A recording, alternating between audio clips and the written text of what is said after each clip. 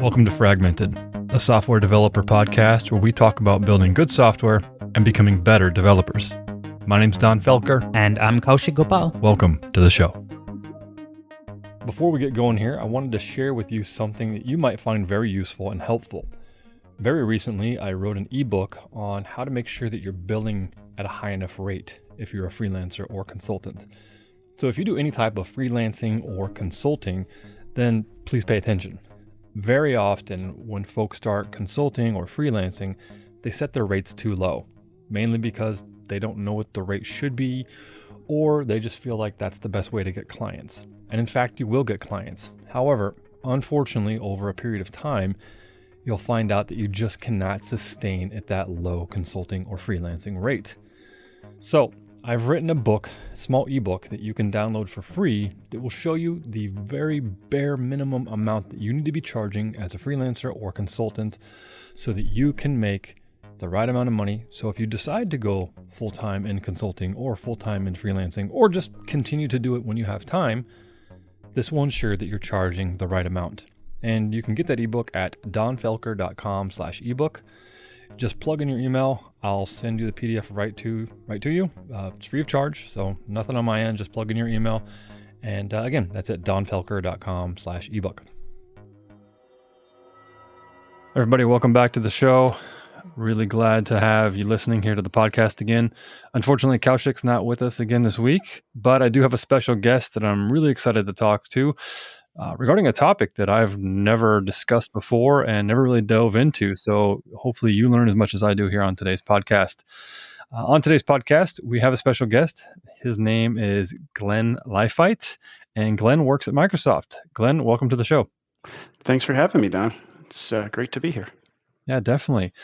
So we've known each other for a number of years, all the way back to when I lived in the Twin Cities up in Minneapolis, and you were in the area too, when we spoke at code camps together and all kinds of stuff like that. And we stayed in contact, and you're over at Microsoft now. And again, we've continued to communicate over the years. And we recently started talking about some of the things that you do over at Microsoft. And then you mentioned something that was really interesting to me. But before we hop into that, can you give folks who are not familiar with you or anything around what you do, kind of background information about yourself and maybe software and kind of how you got into what you're doing and what you're doing now? Yeah, sounds good. So again, my name's Glenn Leifheit. I've now been at Microsoft 9 years, but as I roll back the history a little bit, I'm actually don't have a technology degree. I'm completely self-taught. I kind of fell into it all when my best friend called me on the phone and said, so what are you doing today? I said, I'm kind of bored at work. I was buying cars for an automotive fleet leasing company. And he was starting up an internet service provider himself. This is in the mid 90s. And he said, be careful what you ask for. And by the next day I had a job offer. As he kind of figured it out. And about a week later, I moved about 45 miles west to the town that I grew up in and helped set up an internet service provider for the first time. Really? And it was a fascinating experience. I was the first hired on employee. And it was quite the adventure. I did everything from the role of CFO to all the technical work that we had to do. So I kind of got into technology from there, then kind of rolled through some technical support roles, moved into more of an operational person. So, Windows, Unix, kind of a more OS-based or web server-based solutions. Further and further, I kind of went in, developed for a little bit, really enjoyed that, then moved into more of an architectural type role. And when I was at FICO, the credit score company in the Twin Cities, that's where I had the most recent, or the biggest set of pivots, where I was an architect, and then I became the security architect, and then I moved on to Microsoft, doing a myriad of different types of work, all in security and secure development for the most part. The most recent, biggest things, I helped roll out static code analysis to all of IT. And to give you an idea, when I arrived at Microsoft, I moved from a 7-person or maybe 9-person security team to a security team of 790. Whoa. The scale is just 100-fold. Wow. I mean, as someone coming in, I'm like, holy cow! It was such a different thing. Everybody was so specialized, and you had to have such process and things like that. I've learned a lot about navigating process, obviously, doing it. And then the IT department at the last company was 40. There was 25,000 developers in IT when I joined, and Microsoft. in Microsoft, I had to Wow. roll. I rolled out static.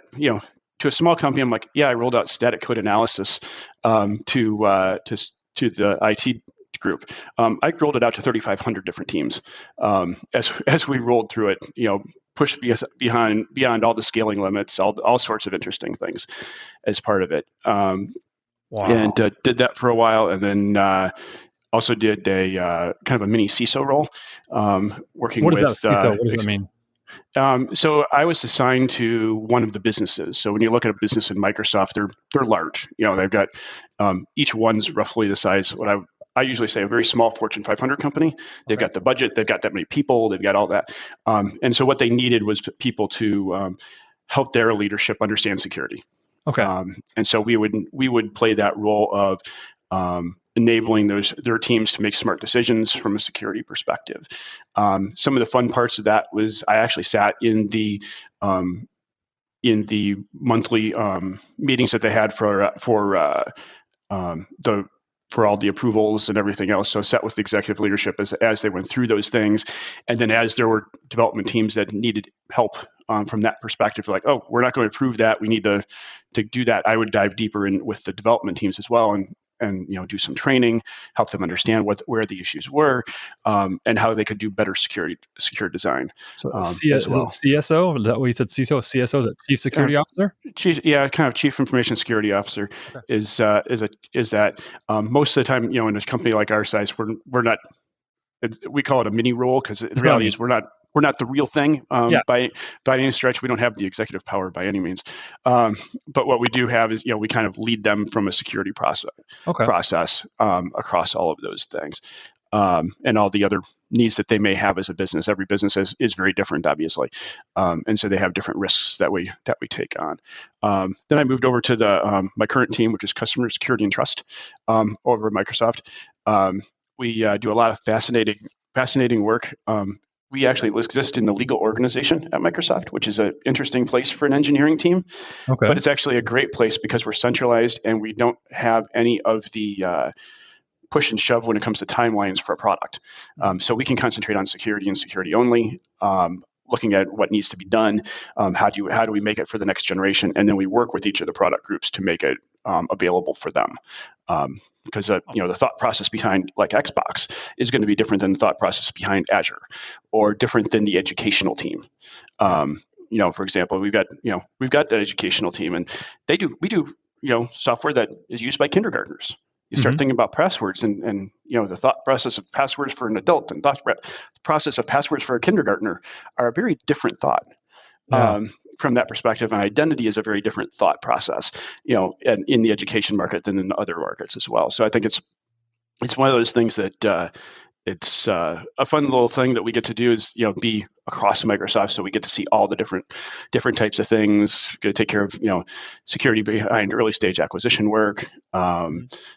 Do some work with internal audits, and it's just fun being able to work with all the different types of product groups that we have. That's cool. And essentially, if we see risk, we just dive in and help them resolve whatever that risk might be. Now, when we first started talking about what you had done, back and forth over the last many months over at Microsoft, Yeah. one of the things that popped up is you said that you talked something about secure development lifecycle, and that's why I wanted to bring you on today because that sounded very interesting. Yeah. What is secure development lifecycle? Well, it's morphed over the years. Now you'll oftentimes hear SecDevOps or some of those types of terms. That's kind of where it has come from.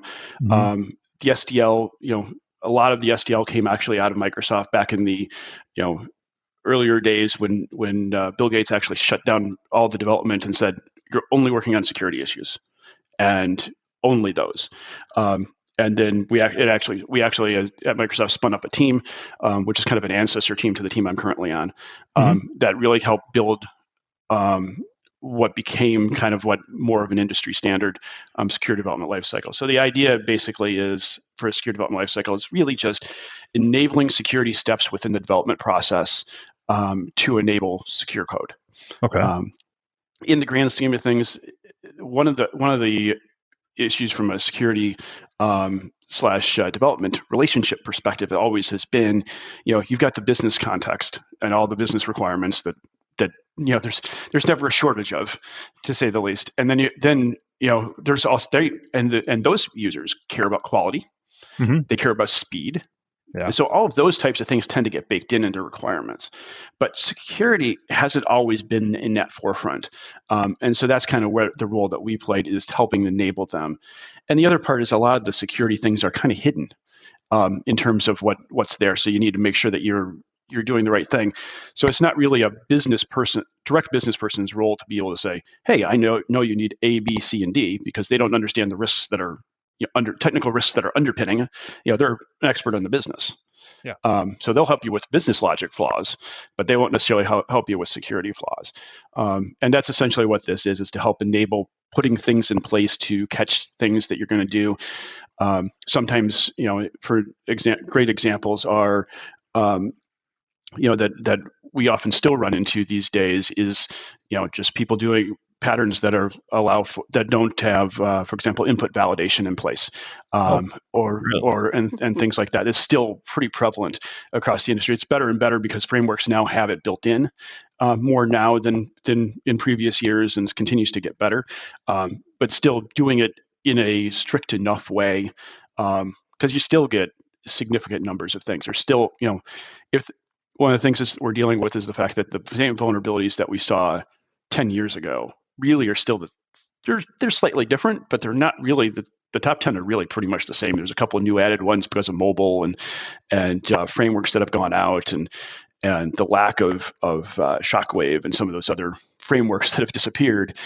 There's other things that have come up, but the vast majority of them are simple. But we really start back with the SDL. We really start with the idea is to start with secure design, and then flow you all the way through a secure launch. So what does a secure design look like from that perspective? Let's say I have a development team and we're going to be building some products, or we get some new features that we need to build from the business.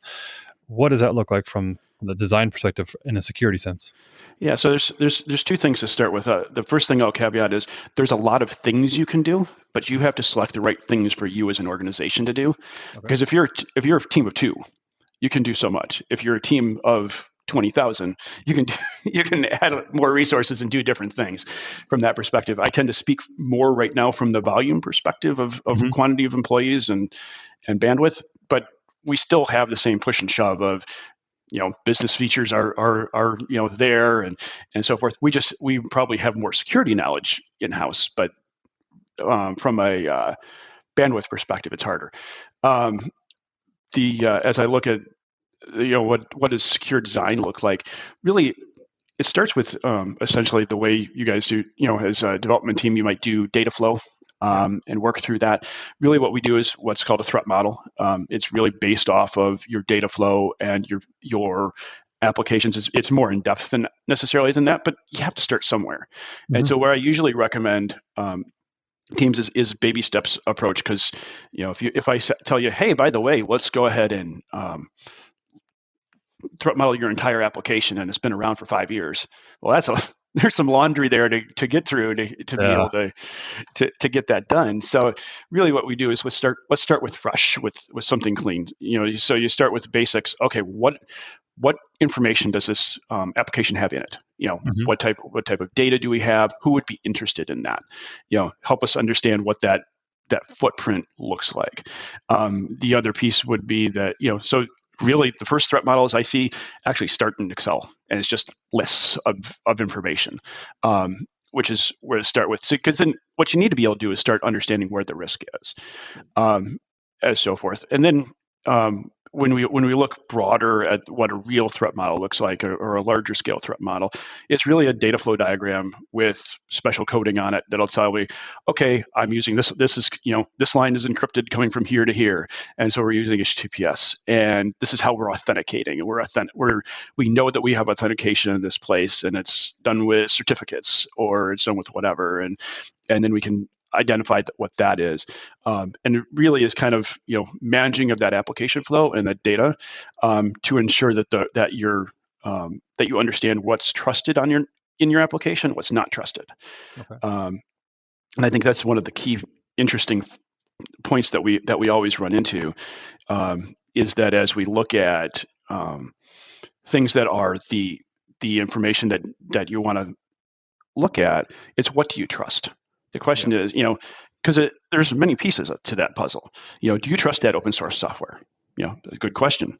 Should you trust that open source software? Mm-hmm. And that's a whole hour discussion all in itself, probably. Yeah. But as we look at that, but then do you trust the team down the hall that's doing are they following the secure development lifecycle as much as you are?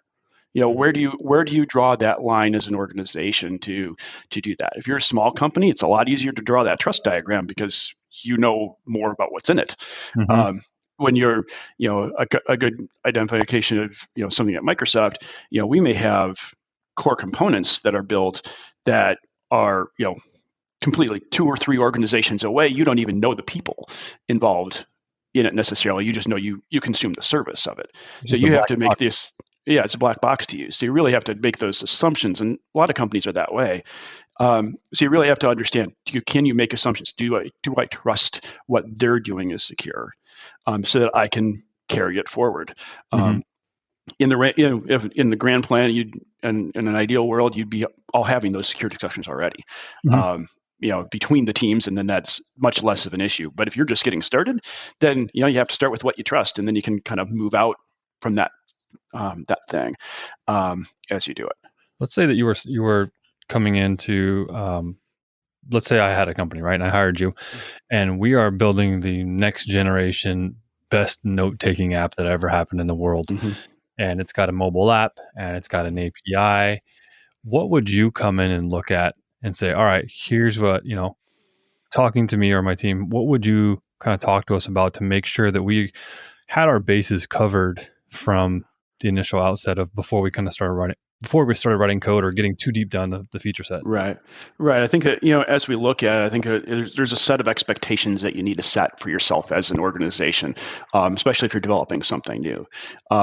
First is like, okay, how secure are we making this? I mean, are we designing this so the DoD can be a customer, or are we designing this so the traditional end user is using it? Mm-hmm. Because there's vastly different things that you might need to do. Does everything need to be encrypted on the client and on the server and in transmission, or whatever? Exactly, and to a certain extent, most of that is cheaper now than it used to be. We used to. I remember in the days when I first started working at an internet company, we had SSL offloaders because the processing was so great that we had to do all of that. Now it's just, oops, we used an inch of processing power in the grand scheme of where processing power is today, and it isn't necessarily as difficult. But you'd want to make sure that you're doing that encryption. But on the other piece, you want to make sure when you look at it, it's like, okay, how are we protecting that data?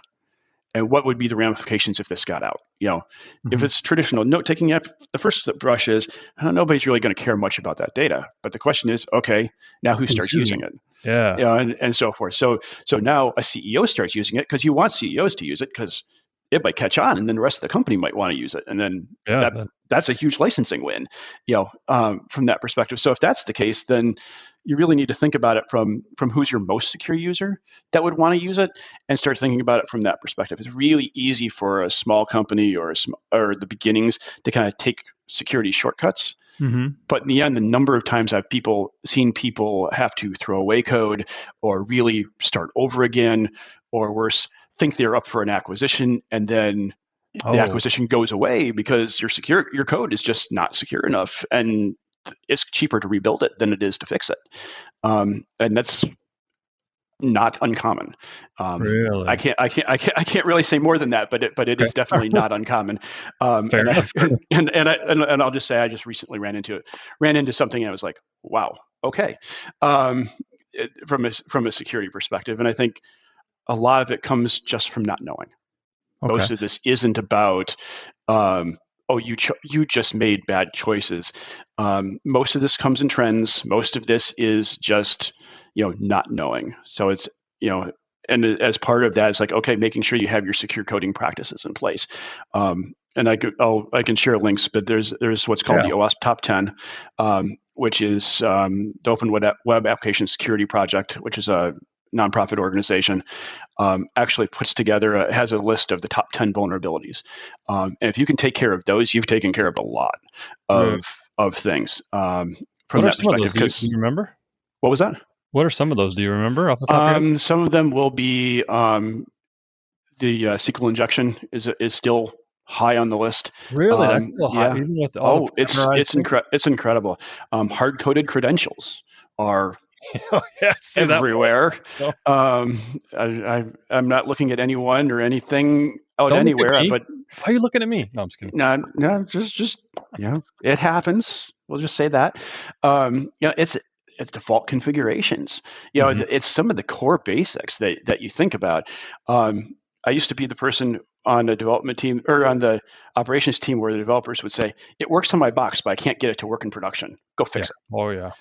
And I'd go hammer around and fix it. And most of the time, it was a hard coded credential or something in a configuration file they didn't recognize or need, or didn't know that, oh, well, that only works on a workstation. It doesn't work, when you take the database off the server and all these Mhm. other things that have to happen. I think when you think about it as a scale opportunity, security makes a lot of sense Mhm. from that perspective. But again, there's a lot of core basics that are there. There's also newer ones, making sure your data is encrypted, making sure that you're up to date on your encryption. Is that data, Um, like, encrypted in the database or just on your local workstation, or what do you mean by that? so I think there's many ways to deal with encryption. I think that there's parts where it's like, for example, making sure that you're over HTTPS and making sure that you only support the most recent versions of TLS, as opposed to just being able to you know say, okay, we're going to be backwards compatible for everybody. That may be great for everyone, but it's only going to take off like less than 1% of your users, and you're going to have much better protection from that perspective. There is encryption that most likely you should be doing on your device, whether that be on the workstation or on a mobile device. Mhm. From an app perspective, there's some encryption that should be happening. For example, if you have an internal database or a set of files that you're using in there that houses protected information, passwords and GUIDs and all those fun things. You want to make sure that those things are secure as part of that. Matter of fact, some of the largest breaches that we've seen from a mobile perspective happen because everything's just right there. You didn't have to. The hacker didn't have to work Yeah. from that perspective. You just gave it to them by doing that. I recently was looking at a unnamed IoT vendor because I'm just playing around with it. I've got the system at home. I'm like, this is really cool. I love it. Oh, I have admin rights to the whole thing now. Okay. It took me less than 20 minutes.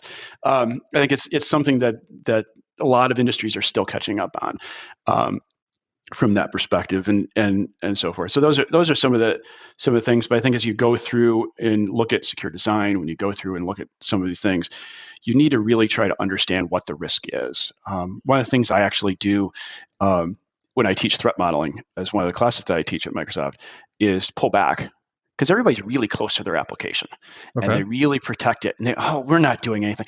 I can't see any risks here. Things like that. Let's Yeah. take it out. Let's threat model a restaurant and have that conversation on a restaurant. You don't have any vesting in that, and there's a lot of flexibility. Is there a drive-through? Is there not a drive-through? Is it formal dining? There's lots of options within that, much like in software, Yeah. that you can do. And as you go through, it's like, okay, how would you protect the doors? Do we need to have anything? Is there a mitigating control there? for the most part, we expect that people going into the restaurant are peaceful. So we don't need like armed guards or key cards or anything like that.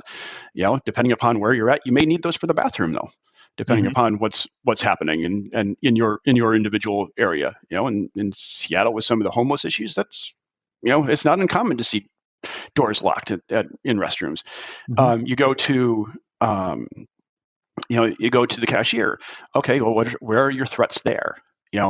There's obviously cash in the door, a little bit more threat there than say the soda fountain that's sitting outside. When we were growing up, the soda fountain was behind the scenes. Yeah, it was.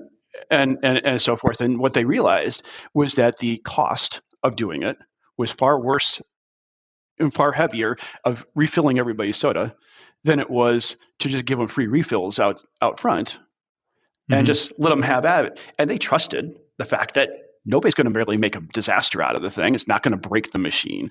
All these other things they don't even think about. Now that we used to, kind of have this protective layer around. Whereas there's other things, depending upon where you're at, maybe you've got a, some more protection around the cash register, for example, or more key code, more sophisticated locks to get behind the scenes, so nobody can get to the safe or those types of things. Think out of the box, really. Right, and then on top of it, then there's food safety. I mean, somebody could get sick. All those aspects of things too. As you look at them, like how do they protect against that? Some of those things we're trusting again. We're trusting the food standards that are put in place.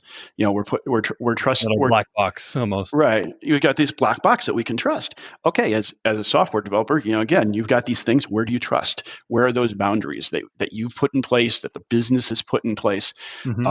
Some of those things, a good example of the food industry or of the like the safety piece of the food industry would be, okay, does your company have a specific solution to handle, as you're when you're in the cloud, there's oftentimes just a security service you can sign up for and has a whole bunch of different services for that.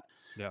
So there's a black box that you can just turn on, and it may cost you a little bit of money, but it's not something you're developing, and it's something that you can take a look at, and you can get alerted on, and you can understand where things are, and you can set the thresholds and everything you need. But as you look at it before, you look at the number of people who don't turn those things on, it's pretty substantial.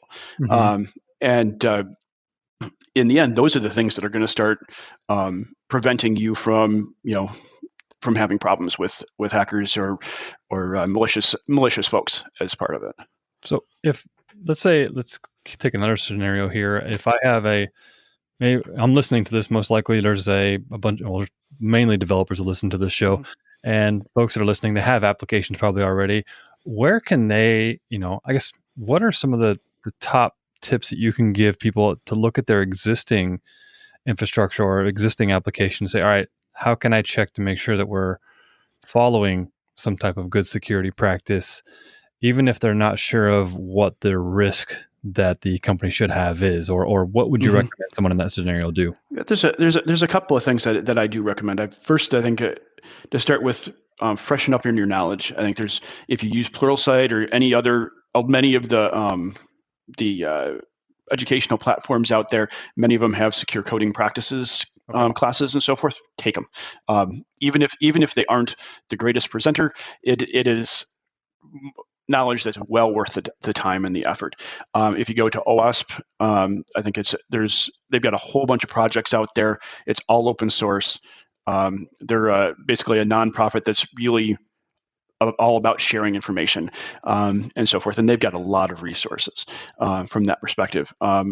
For Microsoft, you can come to microsoft.com/SDL, and we have a resource there as well that's available to folks. If you're looking at tools, a lot of security tools tend to cost money because everybody's turned it into an industry.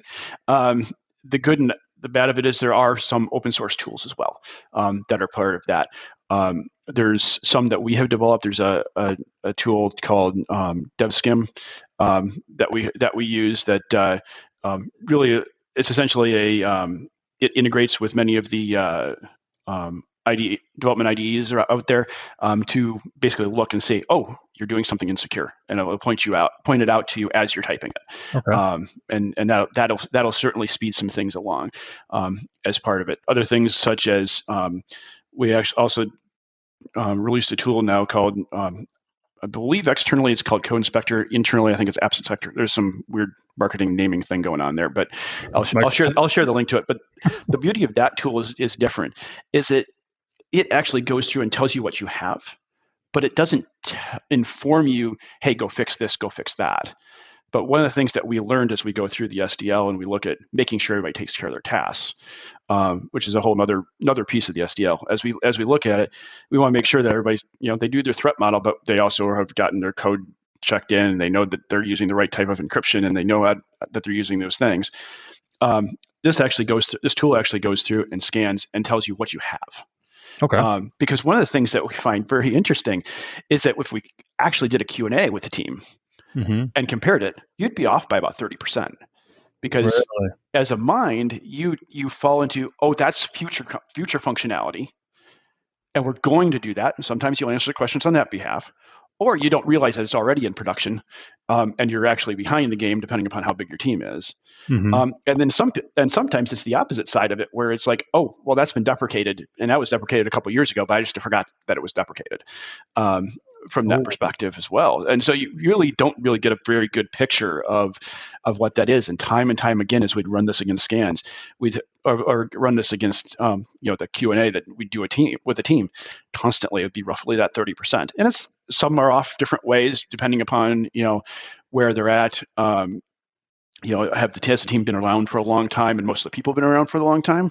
Then those teams tend to be saddled with the rear piece of it all, because they're so vested in the past of the history of the product that they don't remember which pieces in which portion or version and so forth, and things have deprecated out and things are coming in. There's just so many moving parts. And then there's like, I thought we got rid of that, but it's still there. And so forth, because you pulled it out of 3/4 of it, but there's this 1/4 over here that you forgot about as teams as well. And so it catches those things as well. From that perspective.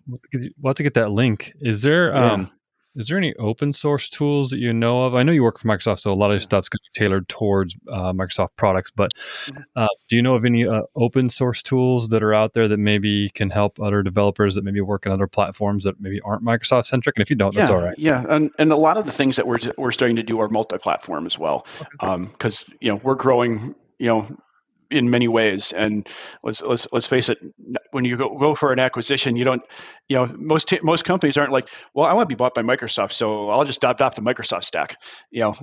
So we do buy companies, and we do and during those acquisitions, and those don't change right away. Sometimes they don't change, depending on what it is, like GitHub and so forth. So we've got a lot of different things going on. And so forth. So a lot of the stuff that we are working towards is definitely becoming more cross-platform. We've got another tool called Application or Attack Surface Analyzer, which is now multi-platform, so you can do like Linux and Mac and so forth on it as well, and it'll actually tell you, where's the attack surface and what should you minimize. All the work at for that OWASP does is all completely cross-platform from that perspective. So they matter of fact, because Microsoft tends to have a lot of the .NET stuff, they actually tend to do the non.NET stuff is the stuff that gets more focused there from that organization as well, because they're all about open from that perspective. So the more of that there is, the better. And I think that they do a great job. They actually celebrated their 20th anniversary. I think it's this year as part of it. So they've been around a while. They've got a lot of good projects that have been out there. There's proxy servers and so forth that can help you understand. It'll kind of attack your service as you use it in testing and so forth, and you can really kind of test and see how it functions and so forth. They've got quite a few different tools out there that really are helpful, and I think they have an architectural guide as well, which is a great resource as well to help people understand more there as well. Yeah, I'm taking a look on their website here. It looks like they have sensitive data exposure tools, broken authentication tools, broken access control tools, cross-site scripting tools, insecure deserialization, Serialization. tooling, insufficient logging and monitoring. There's a whole bunch here, and this is the Yeah. top 10. I'm going to include this all in the links in the show notes for if you Yeah. folks are listening and are interested.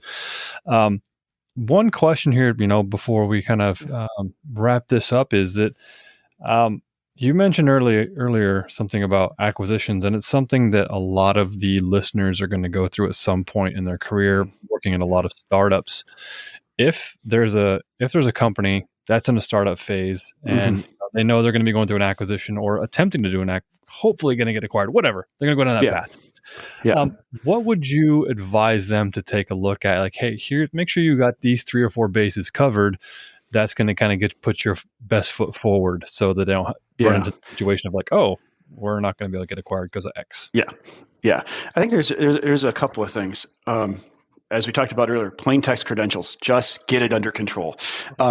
That's huge in the startup space, because I think that the things that you sacrifice from security for speed, like in the database, like plain text in the database.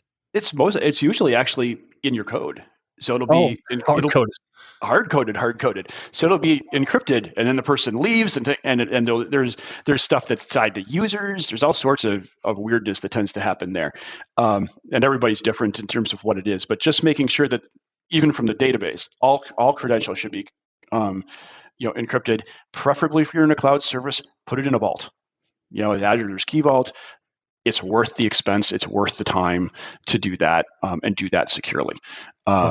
If there are anything that's default configurations for an open source product that you're using, remember that you're on the hook for the damage that would happen from an open source software. It's still your data. So you need to make sure that everything's configured in a secure manner. Most open source tools start open and aren't secured, and so you do have to go through configurations to take those next steps. The other piece be on most recent versions of platforms are big. If you have the opportunity to do that, that's a huge help, because the reality is there's vulnerabilities in all the platforms, and they upgrade and they continue to move forward. But as teams, we don't always move forward, and that deficit, when you miss 2, 3, 4, 5 versions, becomes so big that it becomes actually almost a monumental effort. And then there's all this new stuff that comes out, and they're like, and it's more secure, and they're like, well, maybe we should just redevelop it there, and then suddenly redevelopment conversations happen, and that's one of the things you want to make sure you avoid, is that you want them to really value what you've done, all this work. So everything you're doing from a security perspective, in another sense, is about ensuring you show that you're doing the value, you're valuing everything else that you're doing well enough that it's not going to be forced down the path because of something that's was in your control but you chose not to take control of. And granted, as a startup, you don't always have a lot of time and effort or speed, but some of this is just pure it's just pure logic of following from a secure process perspective. It doesn't take that much more time to put your passwords in a vault, and once you start doing it, it actually starts speeding things up longer down, as you go down the pipe. You just pay a little debt up front. With that perspective, if you have the opportunity and you're looking at being acquired, the first thing I would actually recommend a company do, if they have the opportunity and the resources, is have, and doesn't have to be a big one, but have somebody go through and do a penetration test of your environment and see what it is, because that's the first thing that we have done. A third party comes in who's one of the best in the world that we hire to do it, because of course we don't want value of the IP. We don't want them to think we have the IP or anything like that. So we're at an arm's length here as we do this, and we have a third party come in and do a penetration test, and that's where most of these findings come from, is going through that. So if you've got a penetration tester that's worth a salt, and you give them enough information to be able to dig in, those are a lot of the findings that will happen. But if you're core looking at it, you want to look at, have some threat models, have good documentation from a security perspective, as well as, just in general, because documentation really does matter, but also live up to that documentation. It can't be, I've seen several companies and worked at one in the past that may have, done, we need a document for that. So they created a document, didn't put any information in it. But there was a document for it, so it fit the checkbox. So you have to really you have to put your best foot forward Hmm. as part of it from a security perspective, because the security won't get you more money in the acquisition, Hmm. but I have seen it cost you significantly. I've seen acquisitions go down $20 million, $40 million because of the amount of effort that it takes to go do that, and that's a lot of money Hmm. in the grand scheme of things. Because we realize in the end we got to go fix all those issues. Because the problem is, if you're think about it this way, if you're being acquired by Microsoft or IBM or any other large entity, Facebook, whatever, Yeah. any one of them, they're on the radar. Hmm. And as soon as you're acquired, you're on the radar, and that means that you're being hacked against probably every 6 seconds, roughly. Really? And that's the type of rate that we have, or more often. And those types of things continue to be pushed. So if you're normally, maybe you're attacked once a day, every 6 seconds is a different factor.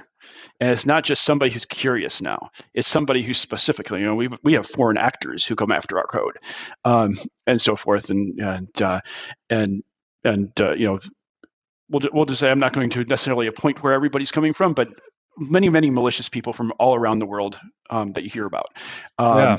as Can part imagine. of that. And when you turn that on to something that maybe not secure because you're a startup and you're just moving fast and everything else, all of a sudden it turns into a train wreck for your users.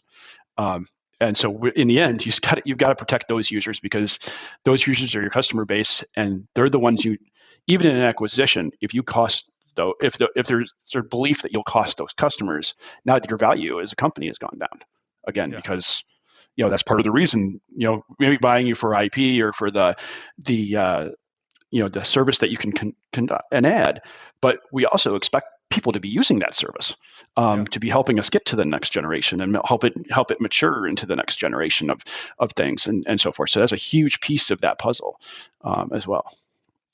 That's fantastic advice, Glenn. I really appreciate that. And I know a lot of people listening are definitely taking notes right around here, because this is an area which a lot of folks in the Silicon Valley and around the world, for that most part, face when they're working in startups. So great info. To tell you the truth, I'm not sure what else I can ask. Is there anything that we're missing that you would like to cover in the secure development lifecycle that I haven't asked? I think there's a couple of things, because I actually taught a 4-day class on it. So obviously in an hour we're not going to not going to get too far. But I think that there are many steps to it. You can look at Microsoft.com/SDL that has some more in-depth work on it. Okay. Recognize that it can be scaled to your size Okay. as well, because it's about making sure you have secure steps, and making sure that you start. Because the problem is, a lot of times people see the whole cycle and they go, "Oh, I can't do that," and they walk away. Hmm. And the answer is, okay, well, if you start doing threat modeling, you make better security decisions up front. Well, a lot of things will happen down the line, and you're better off. Hmm. If you start ensuring that we've got input validation everywhere, you're just better off for that. Even just a few of these are much better than doing nothing, from that perspective. So think of it that way. I think the other piece of it is, if you work in an organization that has a security team, this is the word of advice I usually have, is when you work with a security team as a development organization, you're you've got the business going like crazy, and you're trying to move into more of a DevOps slash Scrum slash whatever you're going to do next process, as it continues to evolve, and it's kind of wavy, and I kind of equate it out to the ocean, because you never know what's coming after you. You've got all of these things, and as security teams, we have very solid requirements. So the easiest thing for us to do is send you the requirements. So we throw you a concrete block. In the middle of the ocean, not the most helpful thing. But recognize that as a security team, if you can help them understand what your problems are, and where you're at, and if you can show interest in ensuring that you want to ensure the steps are in place, then they're more than happy to work with you. I think some industry issues in terms of, we have that history of being the guy with the sledgehammer, or a guy with the stop sign, and all of these other things, and that's not really the way it needs to work anymore. It's very much about being engaged together. The other piece is, it used to be the security team's development lifecycle. So you'd go develop, back in the waterfall days, you'd go develop, and then you'd send it to the security team, and then they'd do a whole bunch of stuff, and then they'd send it back, and you could go release. that doesn't fly anymore because I can't review anything in 30 seconds. So the paradigm has changed, where you need to have the security steps of the SDL, Secure Development Lifecycle, need to be in your software development lifecycle and really make it one SDL. Because the reality is you're doing it for performance, you're doing it for that. I'm working with teams that have made significant progress over the last couple of years. They were new. We started doing this work with them in a Scrum fashion, and suddenly they're doing the threat models themselves. They understand how to do those things. They're ensuring that they're asking real tough security questions because they start with that thought of process of, oh, I threat modeled a restaurant. And I could get there. It's like somebody said, oh, somebody could throw a pipe bomb into the toilet. Well, most restaurants don't worry about that, but that's out of the box thinking. A paratrooper could fall down from the sky and land on the roof. But those are all things that in theory could happen. But the question is, can you put that type of thinking into your own software as you're going through and reviewing your architectural design and say, oh, I don't think anybody could do this, but could someone? What are the new vectors of attack? What are you hearing out there? One of the things that we flagged teams on recently is the fact that their emails that come from their software come from the external. It turns out they look a lot like malware. Oh, and look a lot like malicious emails out there. So again, you want to make sure that your users are comfortable with everything that you're doing from that perspective, because you don't want your emails to be caught in a spam filter and all those other things. You want it to function correctly. And at the same time, you also want to make sure that if somebody takes advantage of your system and pretends to be you, that it's obviously not you. Yeah. So being the more buttoned up you are, the less likely you are to be, have your users fall for some of the other things, because they'd have to go a much further distance to be able to do that. That's great advice. Glenn, thank you for all this excellent information. I appreciate you coming on the show.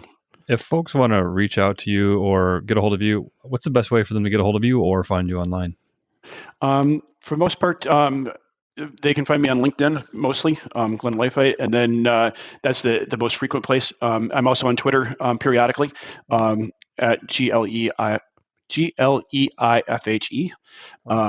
because it just flows off the tongue. Those decisions you regret later. But those are the best places. I tend to speak at security conferences, and those will start popping up. I think I'm going to start doing those again in the fall, as in some of the virtual forums, and be available there too. Great. Well, we're going to put links to your social profiles, links to all the tools we talked about, OWASP, all that kind of stuff, the links to Microsoft and everything in the show notes. So folks, if you're listening, just kind of scroll down on your pod player, or if you're on the website, take a look over there, and you can find Glenn and all the links there. Glenn, thanks for joining, man. All right. Thank you. All right. Everybody, thanks for listening, and we'll catch you in the next show.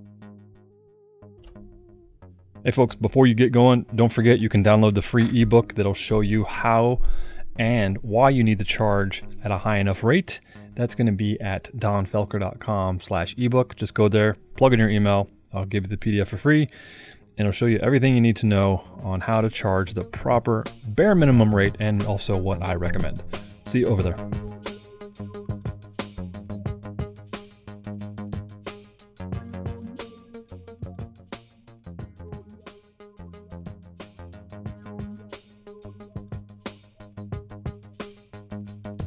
That's it for the show, folks. Fragmented is hosted by Donn Felker and me, Kaushik Gopal. We edit and produce all the episodes here on Fragmented. You can find more Fragmented episodes at fragmentedpodcast.com. Thanks for listening, and we will catch you in the next episode.